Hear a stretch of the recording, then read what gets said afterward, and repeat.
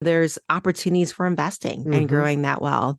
One of the ways is to do that is to the qualified business opportunity zones. Mm-hmm. And those are areas that the government has designated as areas that they want to build upon, right? They want to redeem these areas and make them better areas. And Mm-hmm. what they do is they create policy that if you invest in certain areas, we're going to give you tax write-offs, right?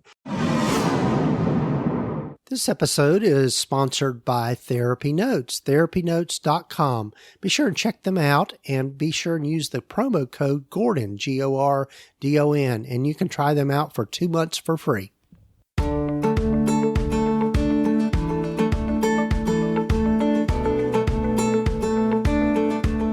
Over 15 years ago, when I started my private practice, I had to learn a lot, and most of it the hard way, and I don't think you need to do the same. Hi, I'm Gordon Brewer, a licensed psychotherapist, and welcome to the Practice of Therapy podcast, part of the Psychcraft network of podcasts. Join me in this journey of discovery as we have conversations with other leaders and professionals in both the mental and allied health fields. Join us as we explore both the business and clinical sides of running a private practice.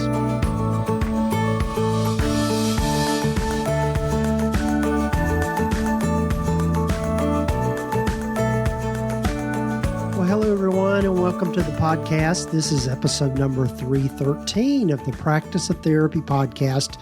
I'm Gordon Brewer and glad you're with me and glad you're here listening to this particular podcast. And I hope you'll take time to follow us or subscribe to the podcast wherever you might be listening to it.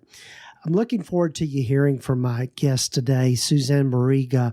And Susanne is a CPA, and we talk about a lot of money stuff in this particular episode. And I know with this being towards the beginning of the year, this is really a good time to be thinking about really positioning yourself to be financially solvent in this next year, but also just talk a little, we touch on a lot of different things. We talk about taxes, we talk about retirement planning, and really getting her insight on all of those things. One of the things too that Susanne has done is she's another Profit First person, in that she's also written a book on Profit First from the perspective of minority business owners. So we'll talk more about that towards the end of the interview. But one of the things I'll say here before we get into our interview is if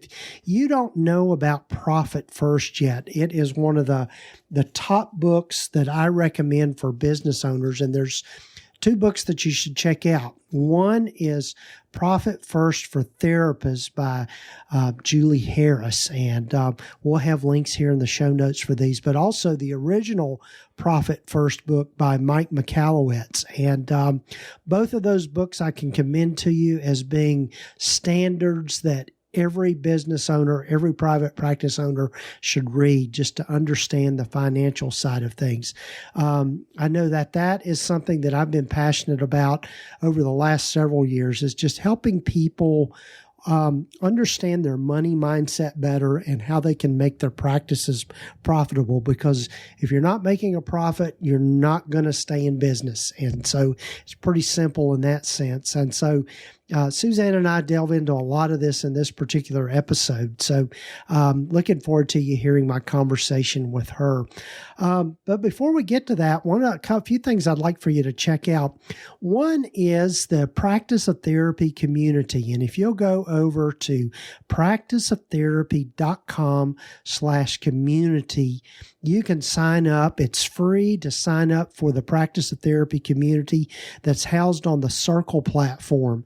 And again, when you sign up for it, I think it'll be pretty intuitive for you. There are some tutorials about using that particular platform. But one of the reasons that I'm using the Circle platform is it helps me get away from having to deal with all the algorithms on Facebook and other social media platforms like Facebook, LinkedIn, and that kind of thing. So be sure and check it out, practiceoftherapy.com/community. It's where I love having conversations with people through that platform. So be sure and check it out. And also, I'd love for you to check out my friend, and I've mentioned this towards the end of last year. I've got a good friend of mine. Her name is Ashley, and she has started a website called Mental Health Wear tn.com, Mental Health Wear Tennessee, and it's just mentalhealthweartn.com. And what you're going to find there is just lots of cool t-shirts and print on demand things, and she's got some jewelry on there and all kinds of cool things. And I'd love for you to check it out because her focus is really geared towards the mental health and recovery niche. And so lots of inspirational products on there, and you can check them out by going there. And also, if you'll use, when you go to that website, if you'll just use the coupon code POT24, you can get 25% off your first order. So be sure and check it out, mentalhealthweartn.com. And we'll have links here in the show notes and the show summary.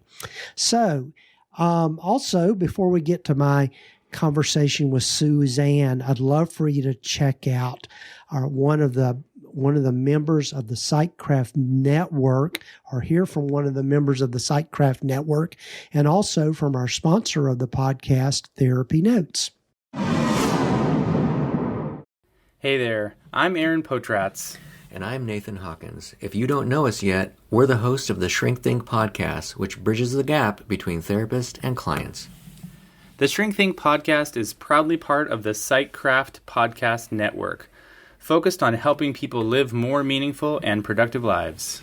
Join us every Wednesday in our engaging, informative conversations and lighthearted humor to help you normalize and demystify therapy for those beginning or continuing their mental health journey. We discuss everything from understanding styles of therapy to addressing conflict with your counselor, learning about attachment styles, and the fear triangle. We seek to run the gamut of topics to pull back the curtain and empower effective therapy. If you haven't listened yet, you can find us at shrinkthink.com/podcast and discover other resources, including educational videos and fun swag at our swag shop. Have you ever wished your private practice could run as smoothly as a well-oiled machine? Well, look no further, because TherapyNotes is here to revolutionize your practice. TherapyNotes is the complete practice management system you've been dreaming of. With everything you need to manage patient records, schedule appointments, meet with clients remotely, create rich documentation, and handle insurance billing, it's your secret weapon for a smoother practice. And the best part? It's accessible wherever and whenever you need it. Yep, even on the go. Imagine having more time for what truly matters, your clients. It's like having an extra set of hands, but digital.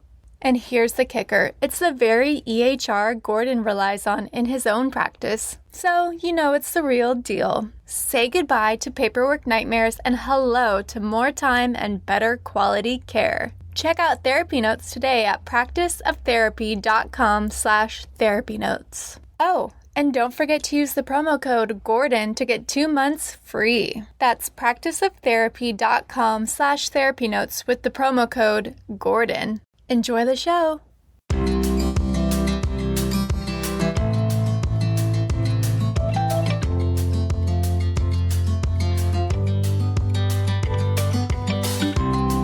Well, hello, everyone, and welcome again to the podcast. And happy for you to get to know today Susanne Mariga. Hi, Susanne. Hi, Gordon. Happy to be here. Yes. And Suzanne's background is that she is a CPA. And just today, we're going to be talking about just some money stuff. And I think a lot of the questions that people have. I know that Susanne is also a Profit First therapist. And so we had Mike McAllowitz on a previous episode. And so I'm really looking forward to learning from Susanne and just talking about taxes and profit and building wealth and that sort of things. But Susanne, as I start with everyone, tell folks a little more about yourself and how you've landed where you've landed. Sure. Thanks, Gordon. So I am a CPA. I've been a CPA for, I stopped counting, like over 20 years. Yes, Hmm. a long time. And we specialize in providing fractional CFO services. And most of our clients are on the larger side, 7, 8 figure entrepreneurs. And we help them implement profit first, but we do it by specializing in high net worth tax strategies. So I'm excited to share with your audience some of that. But my personal journey with profit first was like many entrepreneurs, right? We do the business that we love, right? You guys love helping people. You're amazing therapists. You're the heart people of the world. And well, I was Hmm. the left brain accountant of the world, right? I loved like looking at numbers and I love strategizing and I never thought beyond what I wanted in my business. And as a result, the results that we got in our business was very random. And it wasn't until I really learned to prioritize the things that I wanted and I aligned those actions with the values, right? You guys are psychologists, that I really started to get the results that I wanted. And so I'm so excited about Profit First and Hmm. excited about talking about that too today with you guys. Right, right. Yeah. So I know one of the things we kind of chatted about a little bit before we started recording is just one of the things I know a lot of us as therapists, and I know this has been kind of my own work as well, is really getting in the right money mindset. You want to say some things about that? It's interesting because, when I was going through my certification and Profit First as a Profit First professional, I was at the same time going through what I would call coaching certification. And it was interesting because, I learned about, that there was this very simple stick figure that just kept showing up in all the books that I was reading. And it was a man and he had a body and he had a head, right? And this head was pretty simple, right? But it was actually more to it than what it looked like, right? There was this conscious mind, subconscious mind. And this conscious mind was like the thinking mind, like, what do I want for lunch today? How do Mhm. I feel about taking, do I want to take this route to get home? And it was all affecting his emotional mind, which is his subconscious mind. Like, how do I feel about what I'm about to have for lunch? Or how do I feel about having to take this route home today? And all that was like creating dendrites and synapses in his body, right? Which was driving Mhm. actions and behaviors that was creating results, whether he liked it or not. And that's the same way it is with money, right? When how we view money and how we view the outcomes, or if we're even thinking about the outcomes that we particularly want, right? Those drive the actions Mhm. and behaviors in our body that creates the Mhm. outcomes that we want. And as business owners, we have to think about it. Like what does winning really look like for us? What is the end goal that we want to have? And really start to idealize that, create that picture, that Polaroid picture, so that we can align our minds with our behavior and our feelings Mhm. to get those results that we want. And that's how it is with money. I think a lot of times, especially in the heartfelt fields like Mhm. yourself, Gordon, and many of your audience, this is what we've been called to do from a stance of service, right? Mhm. And we love it so much we probably would do it for free. Yeah. And unfortunately, free, isn't going to allow us to retire one day, right? It isn't going to Mhm. allow us to build generational wealth. And so, although it's great to do it in service, also honoring who you are as a person, right? To know what is it that I really want. How do I create a win-win situation? It's starting with what is winning for you, right? Starting with what is Mhm. winning for me, and really outlining that to create that path to get there. Right, right. Yeah, I think one of the ways that I've thought about it, and again, some of my own work around just money mindset is really looking at what is the lifestyle I want to lead and what is the lifestyle I want to keep with, because money is just a vehicle or a means or a tool that you use to achieve those things. And so I think it's important to, in many ways, take the emotion out of money, because I think that's where people get in trouble. Oh yeah, definitely. I mean, I remember me like when I started my practice, it's like I talked about earlier, it was about serving. And I remember like after about 3 years of owning the practice, I remember sitting across the dinner table with my husband And now I had started this practice to be able to spend time with my daughter who was just born. I had left my corporate job to be a Mm-hmm. mom but not give up her career. And I Mm-hmm. remember like working really long hours. And I remember like just, you know, trying to super serve my clients and lowballing my prices, right? Because I wanted to get Mm-hmm. more clients.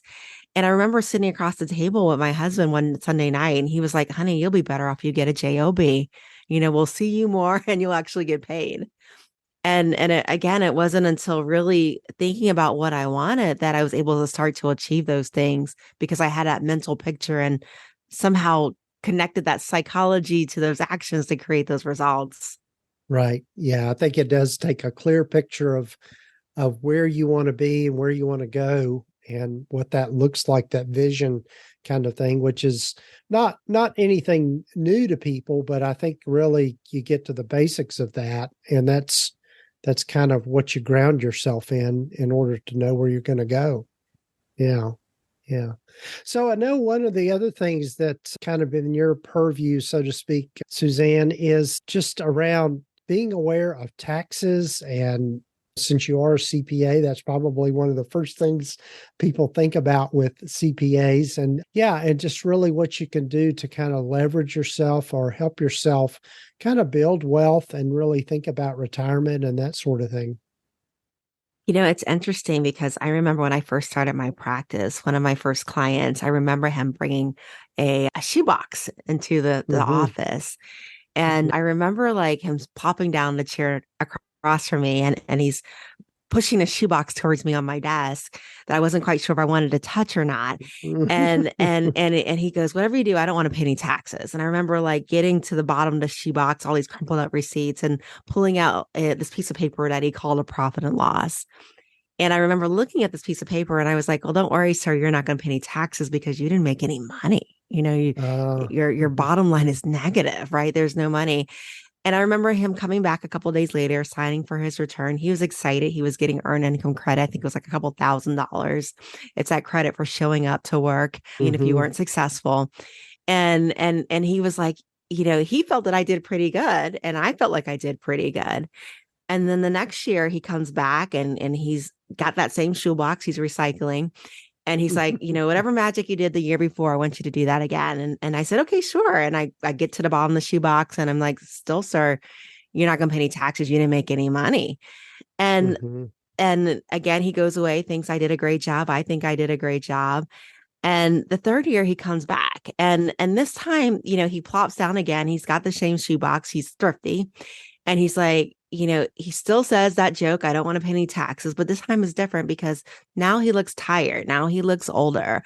And now I know him a little bit better. I get the call at like, first thing in the morning or the email at 11 o'clock at night, and I see him paying people payroll and he doesn't have anything. He's not even paying himself. Mm. And, he's got all this office rent, but he doesn't even own his own home. And I want to ask him, I'm like, sir, like, how are you going to retire one day? Because one day I'm going Mhm. to retire. How are you going to retire? And the reality is, yes, it's, great to like get deductions, but at the end of the day, it's not, it's if you're hurting the government, but you're also hurting yourself, who's winning from this? Right. And so I think that good tax planning starts with the fact that it's okay to win, right? It's Mhm. absolutely okay to win. We work to win, right? We work to Mhm. be able to enjoy our lifestyle. We work to be able to provide for our families, right? We work to create a better generation for the next generation that's coming behind us. And Mhm. filing cabinets when we don't need that, buying those big heavy cars that are like, almost Mhm. 10,000 pounds on gas guzzling, it's not doing you any good at the end of the day. So first of all, Mhm. knowing that other side of success is taxes, and that's absolutely okay. Now, the next thing I would say that's important is that, all right, now that you know that tax is the other side of success, right? We've accepted that. Now, what I want us to look at is how do I get tax savings? How do I get tax deductions without increasing my expenses? A lot Mhm. of CPAs are like, go out and buy that truck. Go ahead and get those filing cabinets. Run out. It's December 31st. Now it's your last opportunity. And I want you to take a different step back. So if you're a solo practitioner out there, right? There are amazing things that you can do. One of the things is a KEOG plan or solo 401k. That's going to allow you to put away $66,000 into your retirement account every year. And if you hire your spouse, double that, 130,000 almost is what you're putting away. If you're over 50, Mm-hmm. you're putting away like 73,000, right? And one thing about that is you're getting a tax deduction, you're getting that right out. But guess what? Did your expenses really go up? No, no, not in that situation. No. Exactly. You passed it from the right Mm-hmm. hand to the left hand, right? You Yeah. just built your net worth while getting a really nice tax write off. And I'm assuming at that point you're probably in a 37% tax bracket. So Mm-hmm. that's a pretty nice savings on the 66,000 that you put away for your future self. Right. The other thing is if you've got employees, right? And everybody that has a business says, you know what, I want to increase profits. How do you increase profits in a service based business, right? One way is you get good employees and you keep them, right? Because the longer Mm-hmm. employees are with you, the better that they're going to get in their job, right? They're going to be more efficient. You're not going to have to Mm-hmm. train them over and over again. They're going to get more independent so that you don't have to see every client anymore. It's just a win-win for everybody. So maybe go, okay, what would make my employee stay with me longer, right? And one of the things I would think about is, okay, maybe we're going to do a retirement plan, but it's going to be a retirement plan aligned with my goals. And so what I'm going to say is I'm going to build a retirement plan. It's going to be a 401k, maybe traditional or not traditional, right? Maybe it's Mm-hmm. a safe harbor, maybe not. But what I'm going to do is you got to be with me for 6 years before you can fully vest, 6 years, right? Mm-hmm.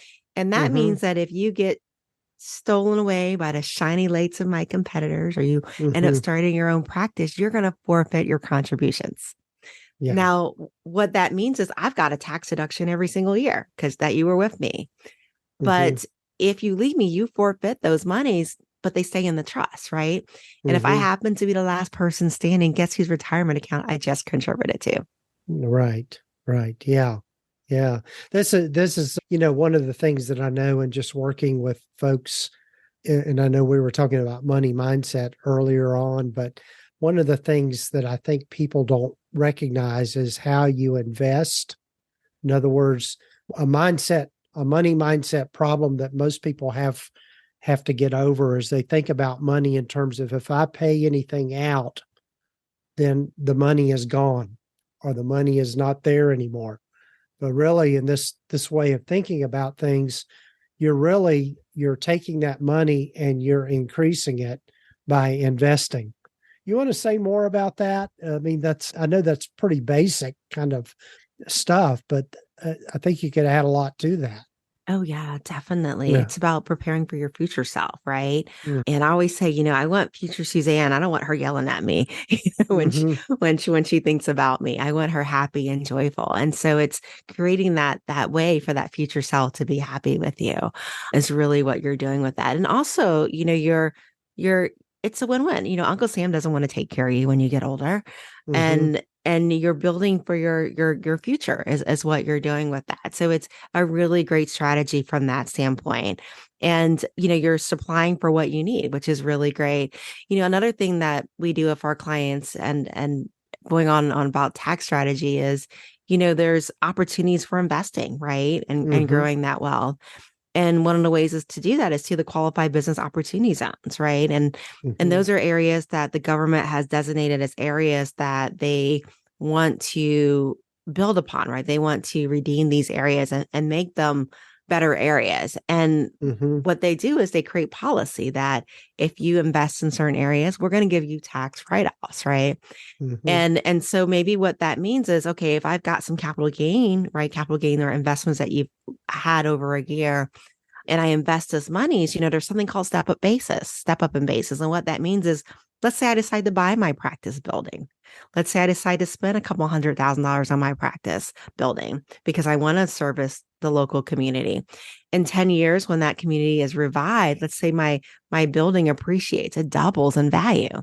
And so I Mm-hmm. bought this in this qualified opportunity zone at 200,000 and in 10 years is worth 400,000. That appreciation, that difference of 200,000. Well, guess what Mm-hmm. I just did? It's a tax-free transaction when I sell it because again, I use tax law in order to create investment opportunities to build my net worth and Mm-hmm. create tax savings. Right, right. Yeah, I think that's a smart thing for anybody that if you're if you're leasing from somebody, you want to dive in a little deeper on that. I'm just thinking about, okay, if say you're in a practice and you've got a building that maybe is occupied by other people, other therapists, and you decide, okay, I'd like to buy the building. What are some ways for a person to think about doing that? Right. In terms of how to buy the building, or tell me a little bit more, Gordon. Yeah. Is buy the building and why it might be to their advantage to do that, as opposed to just keep paying rent or, paying a lease. I remember hearing the story of, I believe it was Sam Walton of Walmart. And I think he may have leased early on and then he lost his lease and he had to restart all over again. After that, he's like, I'm just going to buy every building I'm in from now on because I don't want that rug pulled out from underneath me ever again. Mm-hmm. And I love the way my husband talks about it. He goes, when you buy the building and of course there's some wisdom with picking where you're going to be located at, make sure it appreciates.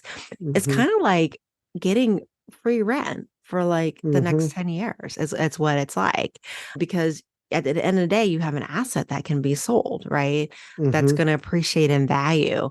Instead of paying it to someone else, you're paying into your equity at the end of the day. Right. Yeah. And I think that's an important concept for people to get their heads around. It's just, asset building and being able to increase your wealth that way as well. Yeah. Yeah. So in your work with folks, I love that story about the man in the shoebox. What do you see as some common mistakes that people do make in terms of running their business and things that they can change? So the most common mistake that I see, and I think we all start here, and not enough of us actually grow out of it, is, we don't really figure out what does winning look like. And what that means is we don't sit back and go, what's the end goal of this? What's the end goal of me waking up every morning, doing what I do? What is the thing that I really want out of this? And so, as Simon Sinek says, it starts with why, right? So figuring out that why. Mm-hmm. The next thing that I see is then they don't have a process to get where they are. And I know Mike McCallum was on a few weeks ago on your show, but we use the profit first method. And what the profit first method is, it's a cash management system. It's not an accounting system. Please don't go back to your accountant and say this is an accounting system I want to implement. It's a cash management system. But what it does is it prioritizes paying your profit first. So kind of like Dave Ramsey and its envelope system, what's going to happen is you're going to create bank accounts and you're going to transfer money to the bank accounts based upon designated purposes. So all money is going to come into one account, which we call a revenue account. And then twice a month, usually on the 10th and 25th, we're going to allocate to the different bank accounts. We're going to allocate to our profit account because we're going to pay our profit first. We're going to allocate to our owner's pay. I can't tell you how many times I meet owners and they paid everybody else on their staff, but they haven't paid themselves. Right. You are the MVP. You're the most valued player. Today you step out, that practice no longer exists.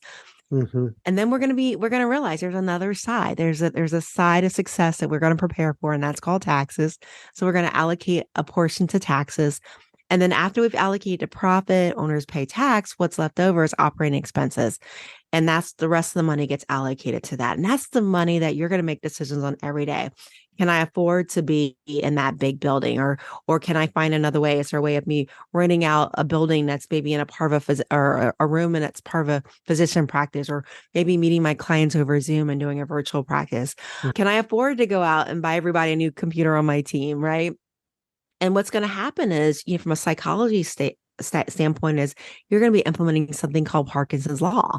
And what Parkinson's law says is the more there is of something, the more I'm going to use. I tell people, don't take me to a Golden Corral. Don't take me to a Golden Corral because I've never left Golden Corral proud. I walk in there, there's like 3 plate stations, one in the middle, one on each side. I actually memorize what it looks like. There's a salad bar on the right side, and there's it turns into a taco bar and then a meat bar. And then there's you can see that this is the walk of shame here, and dessert bar, chocolate fountain. Somebody's been there too many times. When I go to Golden Corral, I have never left proud. Now, on the other hand, Gordon, when we go to order dinner, I get this small little 5-inch plate. I might just fill it up a little bit with like carrot sticks and celery, but I'm not going to eat as much as what I did at the Golden Corral. Now, I'm not going to ever tell you I'm hungry because I'm not going to be hungry at the order of dinner, but I'm going to leave more proud. And that's exactly how it is with money. When we look at this bank account and it's all money coming into that bank account and being spent from that bank account, the day we got paid, oh my gosh, let's go buy everybody a computer. Everybody needs a new MacBook, Yeah. or maybe I can get that Cadillac Escalade, and go drive to my meetings. But if I separate my bank accounts and I create this small operating expense bank account, what's going to happen is that I have boundaries, right? I have boundaries on what I can spend. And so I'm going to spend a whole lot less money than if I'm just using one bank account that gets all the money comes in and there's an opportunity for all the money to go out. Right. Right. Yeah. And I would encourage people that if you haven't read Profit First, I would encourage that.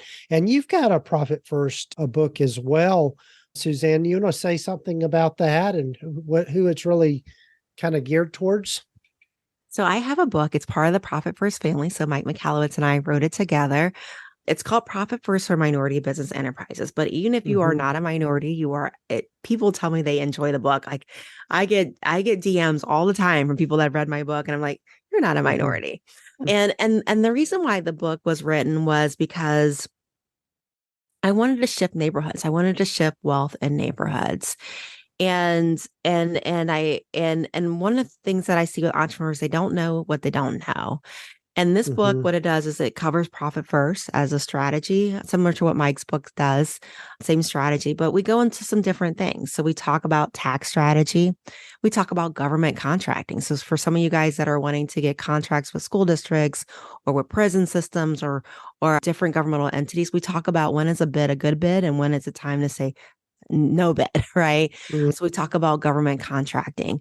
We talk about some mindset things like, what do you do when you walk into a room and nobody looks like you in this book? So it's definitely a book that everybody can benefit from. One of the things that I'm most proud about with the book, Gordon, is we earmarked a part of the proceeds to go to a nonprofit organization called Hope Worldwide. And what we do is we provide scholarships for girls in Zimbabwe to be able to go to school.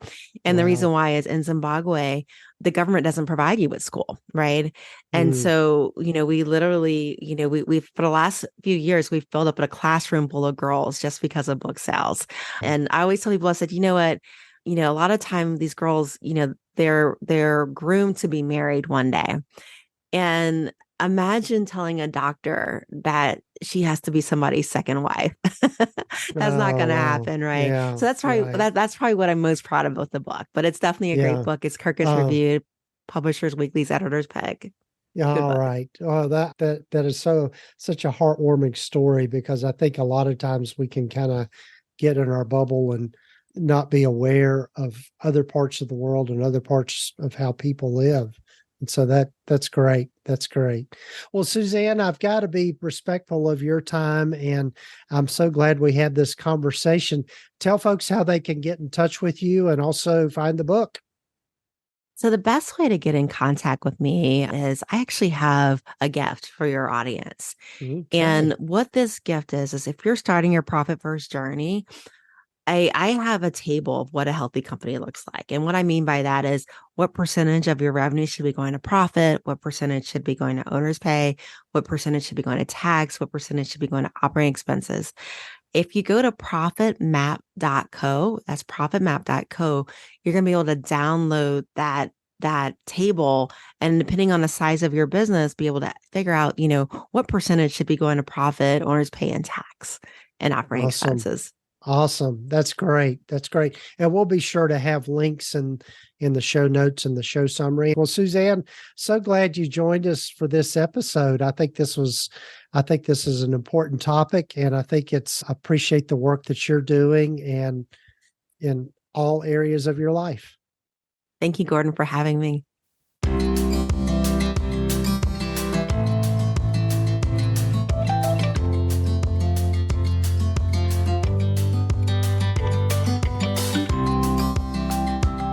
Well, a big thanks to Susanne for joining me on the podcast. And be sure to check out her book, Profit First for Minority Business Owners or business entrepreneurs.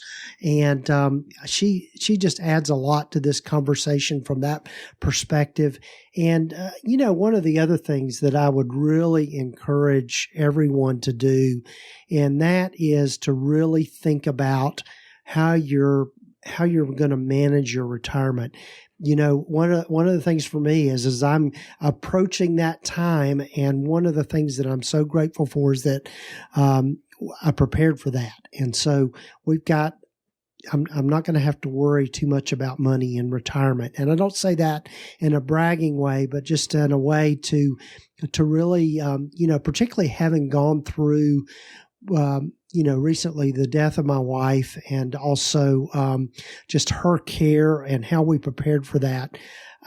Just took so much stress off of us by having those things in place. And as I tell people all the time to start saving for your retirement is yesterday. I mean, just as I tell some of my clients, I'm putting my old fart hat on here, but I really would encourage you to do that. And the good thing is with the Profit First system, you can do that very easily and very painlessly. So, and Susanne gave some great ideas about that in this particular episode. So be sure and check out her things. You'll find links here in the show notes and the show summary. And also, love for you to join the Practice of Therapy community. You can get to it by going to practiceoftherapy.com/community, and love to see you there and enjoy, start some conversations. And also be sure and check out my friend Ashley's website, mentalhealthwaretn.com. And I think you'll find some cool stuff. She's got a lot of stuff on there geared towards professionals. So like if you're looking for an LCSW sweatshirt or a LMFT sweatshirt or t-shirt, she's got them there. And so go check them out. They make great gifts, but also some great swag for yourself, plus things that you can decorate your office with that are really specific to our niche here in the mental health field and recovery field. So check it out, mentalhealthwaretn.com. And also, big thanks to our sponsor of the podcast, TherapyNotes. You can check them out by going to practiceoftherapy.com/therapynotes. And if you go there and you try them out, be sure and use the promo code Gordon, just GORDON, and you can try them out for 2 months for free.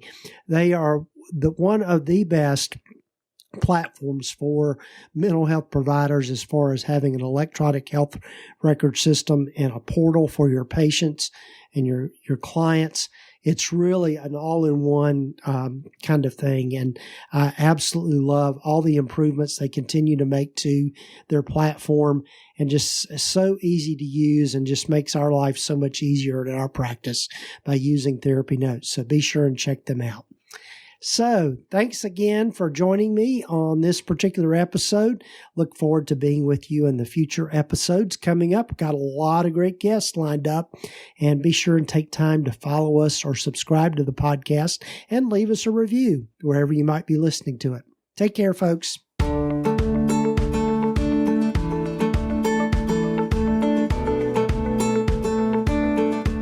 You've been listening to the Practice of Therapy podcast with Gordon Brewer, part of the PsychCraft network of podcasts.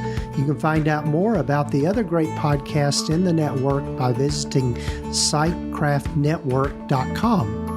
And if you haven't done so already, please visit us at practiceoftherapy.com and get your free private practice startup guide, along with a lot of other great resources and webinars and free things just by visiting. Also, be sure to follow us wherever you might be listening to your podcasts. This podcast is intended to be educational in purpose and is not intended to give legal, accounting, or counseling advice. If you need a professional, find the right person for that.